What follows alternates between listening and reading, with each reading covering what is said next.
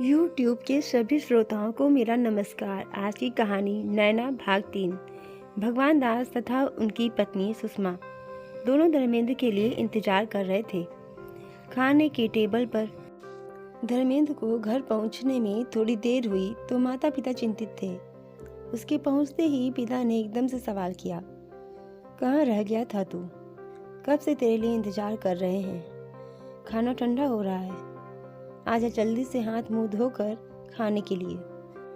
खाने के टेबल पर धर्मेंद्र बिल्कुल चुप था और कुछ चिंतित सा दिखाई दे रहा था। उसे चुप देखकर भगवान दास ने पूछा, क्या बात है, चुप क्यों है और कहाँ चला गया था? जब से आया है कोई बात ही नहीं कर रहा है। क्या बात है बेटा? कुछ नहीं है पापा, मुझे आपसे और माँ से कुछ बात करनी है। कहाँ से शुरू करूँ, कैसे शुरू करूँ, समझ में नहीं आ रहा है। धर्मेंद्र ने कुछ चिंता जताते हुए कहा, मन में कोई बात है तो कहना तो पड़ेगा ही, हमसे नहीं कहेगा तो किससे कहेगा, इसलिए जो भी है कह डाल निर्भय होकर। माता पिता दोनों ने एक साथ कहा, पापा सुमित्रा की बेटी है ना नैना, पढ़ाई में बहुत होशियार है, इस बार हायर सेकेंडरी की परीक्षा दी है उसने। मैं चाहता हूँ कि वह कॉलेज में भी पढ़े, इसलिए मुझे उसकी मदद करनी पड़ेगी। तेरी जिद है तो पढ़ाई का खर्चा दे देना, हमने कब मना किया। वैसे भी हमारे घर में काम करती है, उन दोनों के कारण ही हमारा घर चलता है। नहीं, मेरा मतलब है कि शादी के बाद उसे मैं पढ़ाऊंगा। मैं उसे शादी करना चाहता हूँ। बहुत अच्छी और समझदार लड़की है। धर्मेंद्र ने डरते डरते कहा, तेरा दिमाग खराब हो गया क्या? बौरा गया है? तू सोच समझ कर बात कर रहा है कि नहीं? जो मन में आ रहा है वही बक रहा है। एक बाई की लड़की से शादी करेगा, वह भी नीची जात की लड़की से। समाज में मुंह दिखाने लायक छोड़ेगा कि नहीं छोड़ेगा हमें? समाज जीने देगा क्या हमें? हमारी बिरादरी वाले हमें समाज से निकाल कर एक कोने में पटक देंगे, हमारा हुक्का पानी बंद करवा देंगे, फिर कैसे जिएंगे हम? भगवान दास का पूरा शरीर गुस्से में थर थर कांप रहा था। आंखों से अग्नि की ज्वाला निकल रही थी। पापा का गुस्सा देखकर धर्मेंद्र एकदम से घबरा कर माँ के पास जाकर खड़ा हो गया और माँ का हाथ पकड़कर विनती करते हुए कहा, माँ समझाओ ना पापा को। माँ ने गुस्से से अपना हाथ छुड़ाते हुए कहा, मैं तेरे पापा को क्या समझाऊं?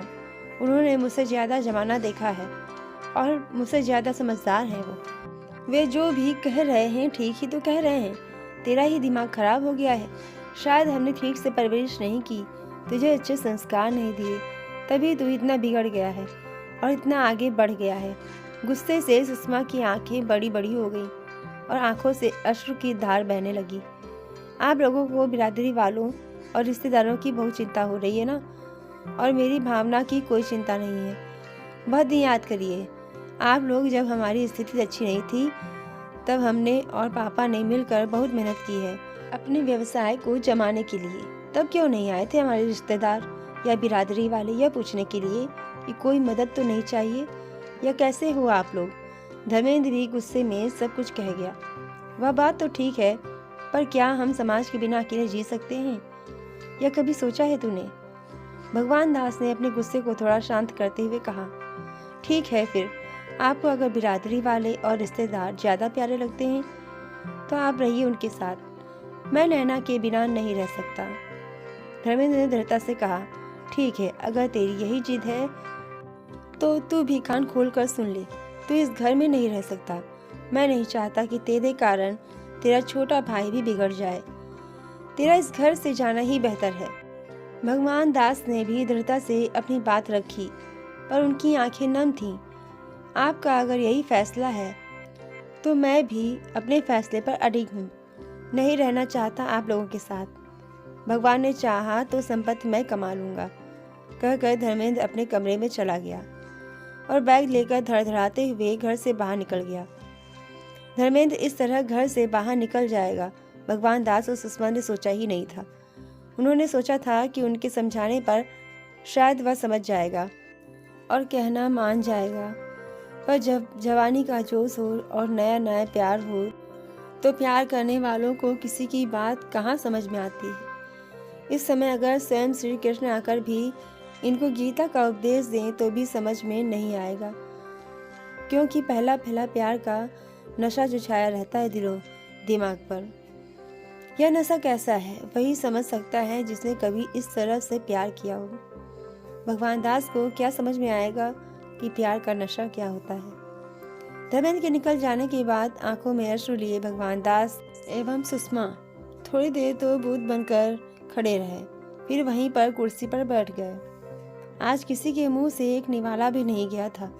तीनों भूखे थे। आपको धर्मेंद्र से इस तरह गुस्से में बात नहीं करनी चाहिए थी। थोड़ा शांति से उसे समझाते तो समझ लेता, और ना ही घर से निकल जाने के लिए कहना चाहिए था। आखिर उसी ने आपके व्यवसाय को आगे बढ़ाने में इतनी मदद की है, अब उसके बिना अकेले कैसे संभालेंगे सब कुछ। सुषमा ने रोते रोते कहा, अरे तो बात भी उसने ऐसी की जिस पर किसी भी माता पिता को गुस्सा आ जाएगा। वह भी समझदारी की बातें करता तो मैं गुस्सा क्यों होता। मुझे भी पता है मेरे व्यवसाय को खड़ा करने में उसका कितना योगदान है और कितना मेहनती है वह। मैं जानता हूँ वह मेरा बहुत अच्छा बेटा है, परंतु एक गलत निर्णय के कारण सब कुछ बिगड़ते देर नहीं लगती। जाने कहाँ कहाँ भटकेगा। कुछ गलत कदम उठा लिया तो हम कहीं के नहीं रहेंगे। सुषमा ने चिंता जताते हुए कहा, जाएगा कहाँ? ज़्यादा से ज़्यादा रिश्तेदारों के यहाँ जाएगा, मामा के यहाँ या फिर चाचा के यहाँ। जब गुस्सा ठंडा हो जाएगा तो अपने आप वापस आ जाएगा। हमारे बिना भी उसको कहाँ चैन पड़ेगा। तुम चिंता मत करो। सुषमा को सांत्वना देते हुए भगवान दास ने कहा, कुछ भी खाए बिना ही निकल गया। मेरे मुंह से एक भी निवाला नहीं उतरेगा। आप खाना खा लीजिए, आप भी भूखे हैं, ऊपर से इतनी मेहनत करके आ रहे हैं। सुषमा ने अपने पति से कहा, बेटा बिना खाए निकल गया और तुम भी नहीं खाओगी तो मुझसे कैसे खाया जाएगा। कहकर भगवान दास अपने कमरे में चला गया। सुषमा ने भी अपने पति का अनुसरण किया। सुबह जब सुमित्रा काम पर आई तो उसे देखकर ही भगवान दास तथा सुषमा की भौहें चढ़ गईं। उसे देखते ही भगवान दास पहले चिल्ला पड़ा, नहीं चाहिए हमें कोई काम वाली, तुम निकल जाओ मेरे घर से। एक तो हमारे बेटे को बिगाड़ दिया, ऊपर से बेशर्म जैसे मुंह उठाए चली आई हो काम के लिए। न डर है न शर्म। काम पर नहीं रखना है मत रखो साहब, पर हमें बेशर्म मत बोलो। हमने आपके बेटे को नहीं बिगाड़ा है, वही खुद आए थे हमसे बात करने के लिए तो हमने और नैना ने मना कर दिया था कि यह शादी नहीं हो सकती। धर्मेंद्र साहब ही अपनी जिद पर अड़े हुए थे तो मैं क्या करती। मुझ गरीब की क्या हैसियत है। कहते कहते जमुनाबाई ये आंखों में अश्रु भर गए। ठीक है हमसे जुबान लड़ाने की जरूरत नहीं, हमें काम पर नहीं रखना है तुम्हें, तुम जा सकती हो। भगवान दास ने गुस्से में एकदम से कह दिया। उसका दिल और दिमाग आज काम नहीं कर रहा था। सुनकर सुमित्रा आंसू पोंछते हुए बोझिल कदमों से धीरे धीरे अपने घर की ओर चल पड़ी।